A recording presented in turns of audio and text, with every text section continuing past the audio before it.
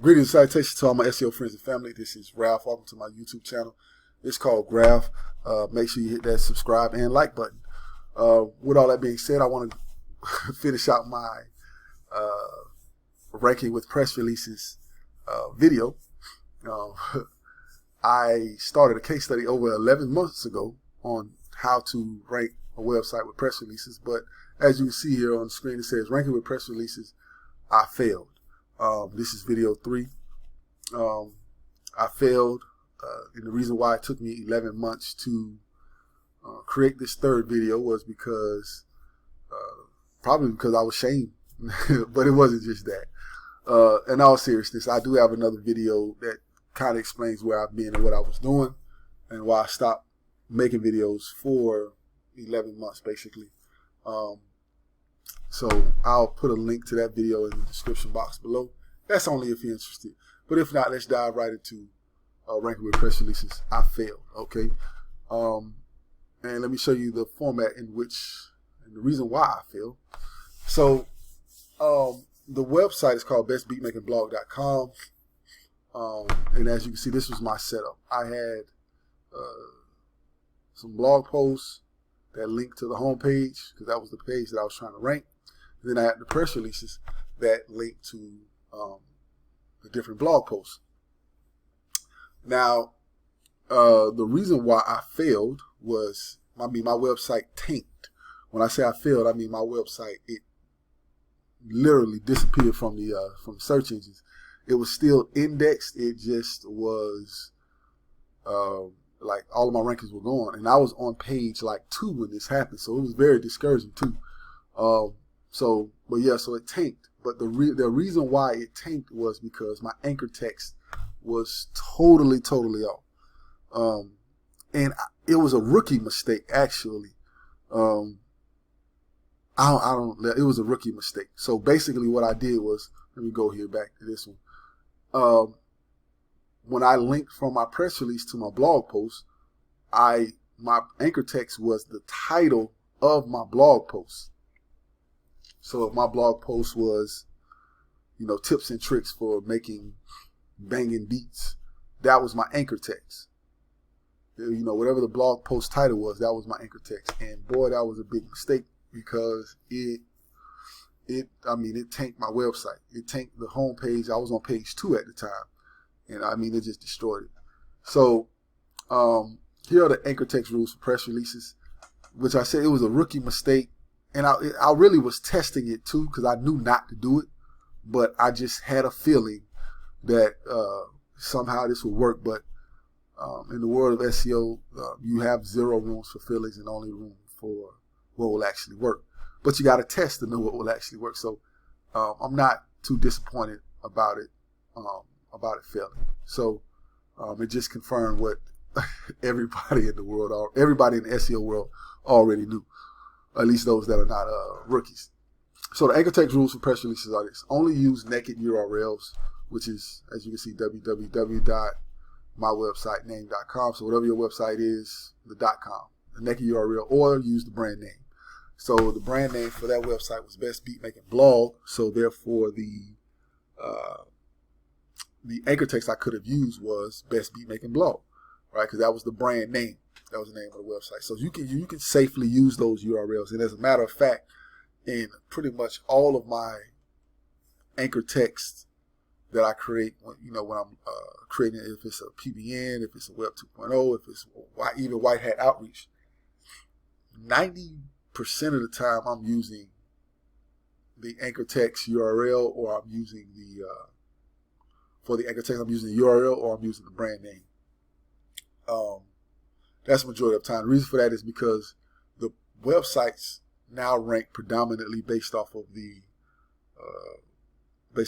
on-page SEO. So if your on-page SEO is strong, you can pretty much rank for pretty much anything. So, well, not anything, but you can rank for what you want to rank for if your on-page SEO is good and it's solid. So yeah, that is pretty much that. Yeah, that's all you pretty much need to know for press releases. Press releases, I'm going to run another one because, again, that was 11 months ago. I'm pretty sure they still work. So yeah, so that's pretty much that. So how did I recover? Well, I didn't even tell you I recovered. I did recover the website. And here was the secrets to recovering. Number one was time. This was actually the biggest one, which was time. The time meaning that I just had to wait for the press releases to disappear. So anybody that has ever run a press release before, it's, you create one article or post and it goes out to 300, 400, 500 different news websites. And after 3 months, 4 or 5 months, maybe 6 months, it gets deleted. Like from that website, they basically delete those, whatever their old post is. I don't know the process for all the websites, but after about 3 months, some of them last for up to 6 months. But whatever the case is, they'll delete it. All right, so basically time. And what happened was, as time went on, I pretty much had stopped doing SEO. Again, if you want to check out why I stopped, I'll leave a video in the description for that. Pretty much explains that. But I had stopped, but I was still checking in on some of the rankings, especially this one.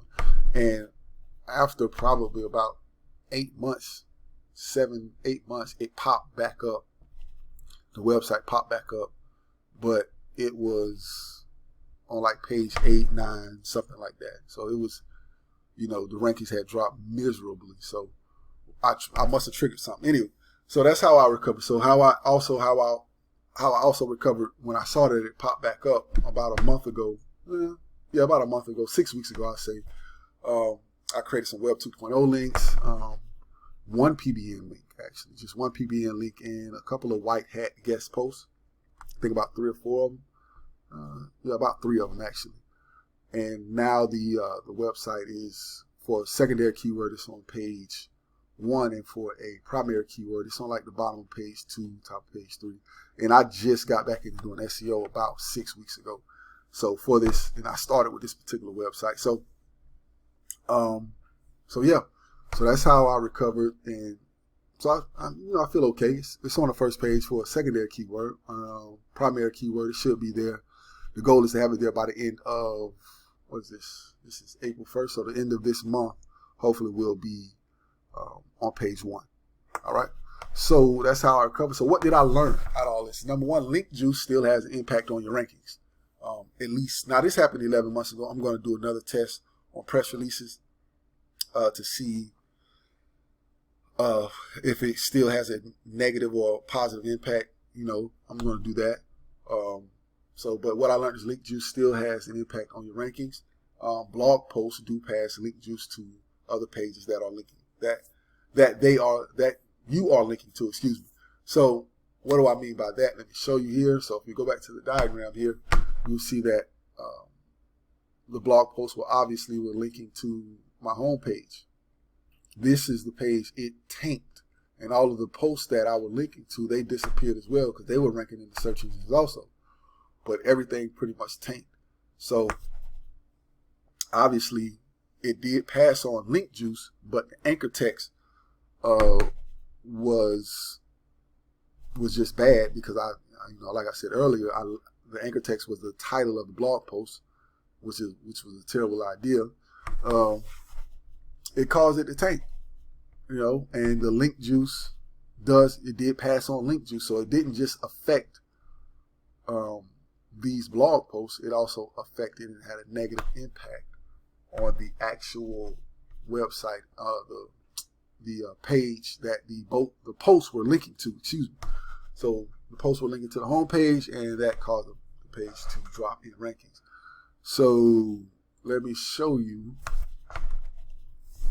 Make sure I'm not forgetting anything.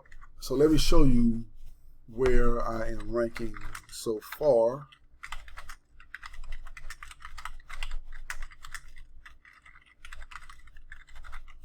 For the secondary keyword. And so if we go here, that's position 0, of course. We go here, 1, 2, 3, 4, 5. So yep, we're still in position number 5 right here. Best beat making blog. And I could probably do some other stuff with this meta description. But anywho, as you can see, we're ranking here for the on the first page for secondary keyword. Now the primary keyword is still kind of fluctuating, bouncing around from page 2 to page 3. So let's see where we are here. It was at the bottom of page 2. Yeah, so it went to page. Oh no, there it is, still right there. So as you can see, for the primary keyword, it's at the bottom of page 2. So kind of back where I was 11 months ago with this. So that pretty much wraps up the case study for the press release. I will do another press release case study, because what I'm thinking is you can pretty much run press release until you get to page 3 or less. And then from there, that's when you can start your white hat link building, or your PBNs, even your Web 2.0s. That's when you can create those. So that's what I'm thinking. And if that's the case, it makes SEO, depending on the competition that you're going up against, it makes it a little bit more easier or less stressful. I ain't gonna say stressful. It makes things a little bit easier because there's no stress involved in this at all. But it makes it a little bit more easier. So if you like this video, go ahead and hit that subscribe button, hit that like button. I definitely appreciate that. Now, with that being said, now you're wondering, why am I not clicking on the website? I'm not clicking on the site because it's a really horrendous. It just looks ugly, and which most of my websites do look ugly.